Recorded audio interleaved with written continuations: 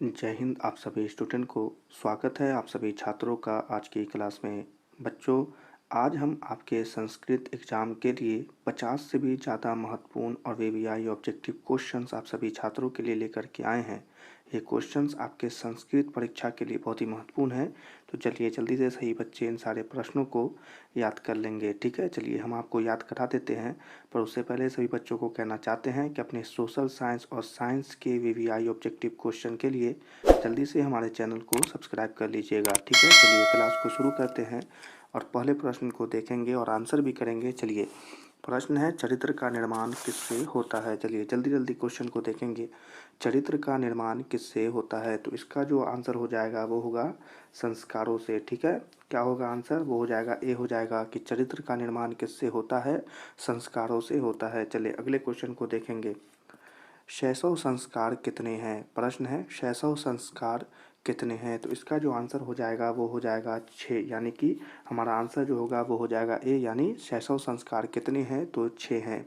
चलिए इसी के साथ अगले क्वेश्चन को देखेंगे। हमारा अगला प्रश्न है अंत्येष्टि संस्कार कब होता है। ठीक है, प्रश्न है अंत्येष्टि संस्कार कब होता है, तो इसका जो आंसर होगा वो हो जाएगा मरने के बाद। ठीक है, यानी कि ए जो है वो आंसर हो जाएगा। आपको याद रखना है क्या होगा इसका आंसर, मरने के बाद। ठीक है, चलिए अगले क्वेश्चन को देखेंगे। अगला प्रश्न है साहित्य ग्रंथों में कैशांत सरकार का नामांतरण क्या है प्रश्न, साहित्य ग्रंथों में कैशांत संस्कार का नामांतरण क्या है, तो इसका जो आंसर है वो है गौदान। ठीक है, याद रखिएगा क्या हो जाएगा, गौदान। चलिए अगले क्वेश्चन को देखेंगे। मणि ग्रहण किस संस्कार में होता है। मणि ग्रहण किस संस्कार में होता है, तो इसका जो आंसर होगा वो होगा विवाह संस्कार में। ठीक है, क्या याद रखिएगा, विवाह संस्कार में। चलिए अगले क्वेश्चन को देखेंगे। संस्कार कितने हैं, तो संस्कार कितने हैं, संस्कार 16 है। याद रखिएगा संस्कार कितने हैं, संस्कार 16 है। चलिए अगले क्वेश्चन को देखेंगे। संस्कार प्रायः कितने प्रकार के हैं, तो संस्कार 5 प्रकार के हैं। याद रखिएगा कितने हैं, 5 प्रकार के हैं। चलिए अगले क्वेश्चन को देखेंगे। जीवन के सभी मुख्य अवसरों पर किनका आशीर्वाद अपेक्षित था, तो इसका जो आंसर है यह है वरिष्ठों का, यानी कि डी जो है आंसर होगा, पर आप याद रखिएगा अपेक्षित था वरिष्ठों का। ठीक है, चलिए अगले क्वेश्चन को देखेंगे। अगला क्वेश्चन है सप्तपदी या कर्मकांड किस संस्कार में होता है, तो इसका जो आंसर होगा वो हो जाएगा विवाह। ठीक है, याद रखिएगा क्या होगा आंसर, विवाह हो जाएगा इस प्रश्न का आंसर। चलिए अगले क्वेश्चन को देखेंगे। गौदान किस संस्कार का मुख्य कर्म है। गौदान किस संस्कार का मुख्य कर्म है, तो इसका जो आंसर हो जाएगा वो हो जाएगा केशांत संस्कार का। याद रखिएगा आंसर केशांत संस्कार का। ठीक है, चलिए अगले क्वेश्चन को देखेंगे। कन्यादान किस संस्कार में होता है। कन्यादान किस संस्कार में होता है, तो ये तो आंसर बहुत ही आसान है, विवाह संस्कार में। याद रखिएगा विवाह संस्कार में। ठीक है, चलिए अगले क्वेश्चन की तरफ चलेंगे और अगले क्वेश्चन को देखेंगे।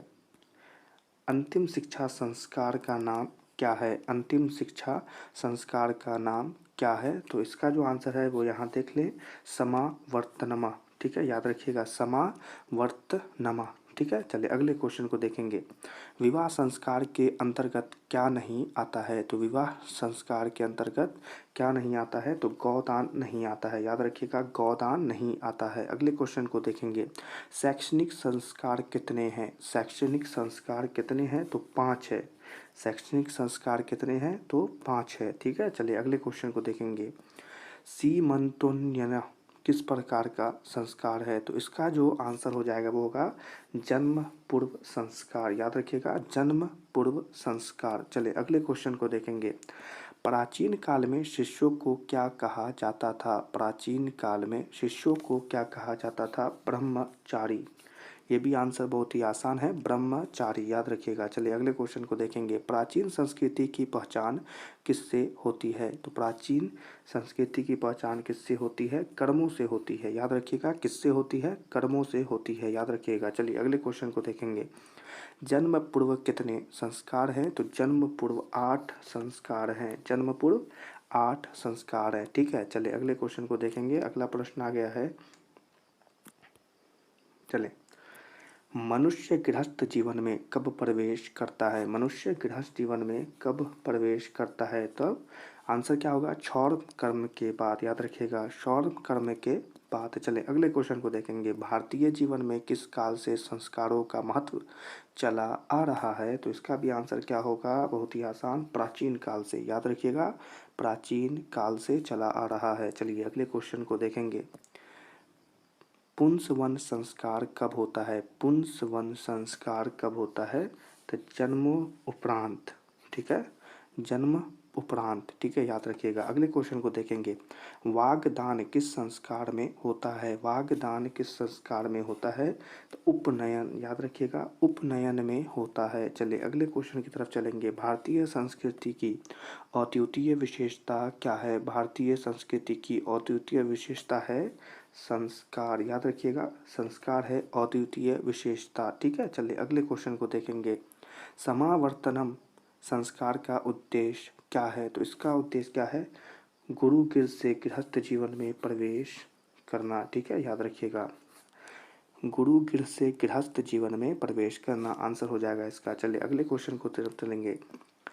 गर्भाधान संस्कार का प्रयोजन क्या है? गर्भाधान संस्कार का प्रयोजन क्या है? तो इसका क्या आंसर होगा? यहाँ देख लें, गर्भस्थ शिशु में संस्कार रोपण, ठीक है, याद रखिएगा। अगले क्वेश्चन को देखेंगे। सीमंतोन्नयन संस्कार का प्रयोजन क्या है? सीमंतोन्नयन संस्कार का प्रयोजन क्या है? तो इसका जो आंसर है वो है गर्भ रक्षा, याद रखिएगा, गर्भ रक्षा। चलिए अगले क्वेश्चन की तरफ चलेंगे। यहाँ पर इसे थोड़ा हम सही कर लेते हैं, ठीक है। चलिए आंसर बताएंगे। भारतीय जीवन दर्शन का महत्वपूर्ण उपादान क्या है? भारतीय जीवन दर्शन का महत्वपूर्ण उपादान क्या है? तो इसका जो आंसर है वह है जाति प्रथा, याद रखिएगा, जाति प्रथा जो है आंसर हो जाएगा। अगले क्वेश्चन को देखेंगे। केशांत संस्कार कहाँ होता है? तो इसका जो आंसर है वह है गुरु गृह में, याद रखिएगा, गुरु गृह में, ठीक है। चलिए अगले क्वेश्चन को देखेंगे।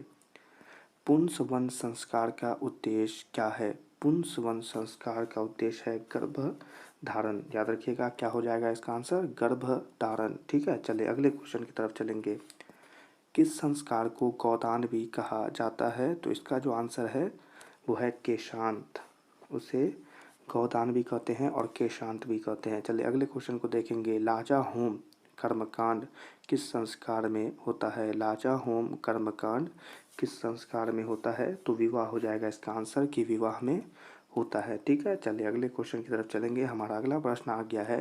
भारतीय जीवन दर्शनस्य महत्वपूर्ण मुपादान इति रिक्त स्थान को उचित पद से भरें। तो यहाँ पर जो होगा इसका उचित वो होगा संस्कार, ठीक है, संस्कारतः, ठीक है, याद रखिएगा।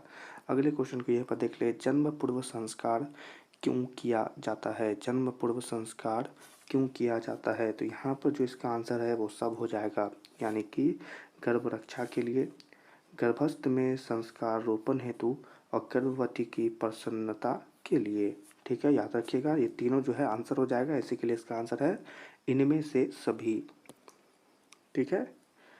चलें अगले क्वेश्चन की तरफ चलेंगे। प्राचीन काले शिष्य इति कथ्यते सम रिक्त स्थान की पूर्ति उचित विकल्प से करें। जल्दी से बताएंगे इसका आंसर कि यहाँ पर उचित क्या होगा? तो यहाँ पर होगा ब्रह्मचारी, ठीक है, क्या होगा यहाँ पर? ब्रह्मचारी। चले अगले क्वेश्चन की तरफ चलेंगे। निम्न में से गृहस्थ जीवन का संस्कार कौन सा है? निम्न में से गृहस्थ जीवन का संस्कार कौन सा है? तो विवाह हो जाएगा इसका आंसर, कि विवाह है, ठीक है। चलिए अगले क्वेश्चन को देखेंगे। पहले शिष्य वेदारंभ कहाँ करते थे? पहले शिष्य वेदारंभ कहाँ करते थे? तो गुरु गृह में करते थे, क्या हो जाएगा आंसर? गुरु गृह में करते थे, ठीक है। चलिए अगले क्वेश्चन की तरफ चलेंगे। भारतीय जीवन दर्शन का महत्वपूर्ण उपादान क्या है? तो महत्वपूर्ण उपादान है संस्कार, ठीक है, याद रखिएगा, संस्कार, ठीक है। चलिए अगले क्वेश्चन को देखेंगे। सीमंतोन्नयन संस्कार का प्रयोजन क्या है? सीमंतोन्नयन संस्कार का प्रयोजन क्या है? तो गर्भवती की प्रसन्नता, ठीक है, गर्भवती की प्रसन्नता। अगले क्वेश्चन की तरफ चलेंगे। हमारा अगला क्वेश्चन है। केशांत संस्कार किसके अंतर्गत होता है? केशांत संस्कार किसके अंतर्गत होता है? शिक्षा काल के अंतर्गत होता है, याद रखिएगा, शिक्षा काल। चलिए अगले क्वेश्चन को देखेंगे। जोड़ा कर्म संस्कार किसके अंतर्गत होता है? जोड़ा कर्म संस्कार किसके अंतर्गत होता है? तो शेषवावस्था, शेषवावस्था के अंतर्गत होता है। ठीक है, चलें अगले क्वेश्चन की तरफ चलेंगे।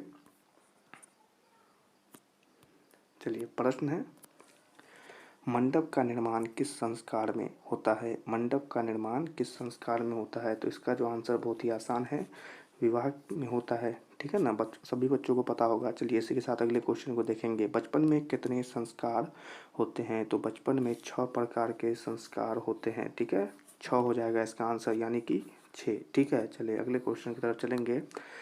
गर्भधारण किस संस्कार में होता है? गर्भधारण किस संस्कार में होता है? जन्म से पूर्व, जन्म से पूर्व। ठीक है, चलिए अगले क्वेश्चन को देखेंगे। भारतीय दर्शन का महत्वपूर्ण स्रोत क्या है? भारतीय दर्शन का महत्वपूर्ण स्रोत है संस्कार। क्या है? संस्कार है महत्वपूर्ण स्रोत। चलिए अगले क्वेश्चन की तरफ चलेंगे। मरने के बाद कौन संस्कार होता है? मरने के बाद कौन संस्कार होता है? तो दाह संस्कार, याद रखिएगा, दाह संस्कार। अगले क्वेश्चन को देखेंगे। नामकरण किस संस्कार में होते हैं? नामकरण किस संस्कार में होते हैं? तो बचपन में होता है। ठीक है ना, नाम कब रखाया जाता है भाई? बचपन में रखाया जाता है। चलिए अगले क्वेश्चन की तरफ चलेंगे। गृहस्थ काल में कितने संस्कार होते हैं? तो गृहस्थ काल में केवल एक संस्कार होते हैं, याद रखिएगा, केवल एक संस्कार होते हैं। अगला क्वेश्चन है, कब गुरु शिष्यों को उपदेश देकर घर भेज देते थे? तो इसका जो है शिक्षा के अवसान के बाद। क्या है? शिक्षा के अवसान में, शिक्षा के अवसान में। ठीक है, चलिए अगले क्वेश्चन की तरफ चलेंगे। अगला क्वेश्चन है, शिष्य का पहला क्षौर कर्म कहाँ होता था? तो गुरु के घर पर। क्या है? गुरु के घर पर होता था। अगला क्वेश्चन देखेंगे। गुरु शिष्य को कहाँ ले जाते थे? तो गुरु शिष्य को घर ले जाते थे। कहाँ ले जाते थे? घर ले जाते थे। ठीक है, चले अगले क्वेश्चन की तरफ चलेंगे। शिक्षा नियमों का पालन कौन करते हैं? तो शिक्षा नियमों का पालन शिष्य करते हैं, जैसे कि आप सभी बच्चे। ठीक है, चले अगले क्वेश्चन की तरफ चलेंगे।